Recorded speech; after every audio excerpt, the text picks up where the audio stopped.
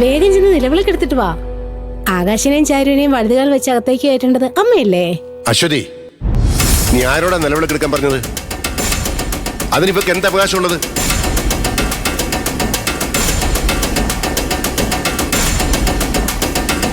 അവകാശം ഉണ്ടായിരുന്നു ഇന്നലെ വരെ, ഇപ്പൊ അതില്ല.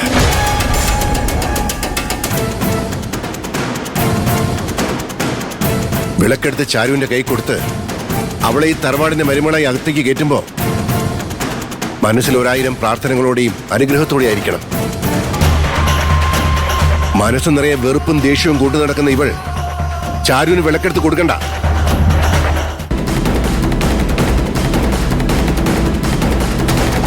അശ്വതി, നീ വിളക്കെടുത്ത് കൊടുത്താൽ മതി.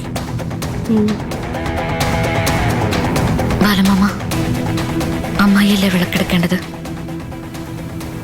അമ്മായോട് ഇനിയിപ്പോ ദേഷ്യമൊന്നും കാണിക്കരുത്. വേണ്ട ചാരുമോളെ, നീ ഒന്നും പറയണ്ട. നിനക്കിവളെ ശരിക്കും അറിയാത്തതുകൊണ്ടാ. അശ്വതി, നീ ചെല്ല്. അനു വാ.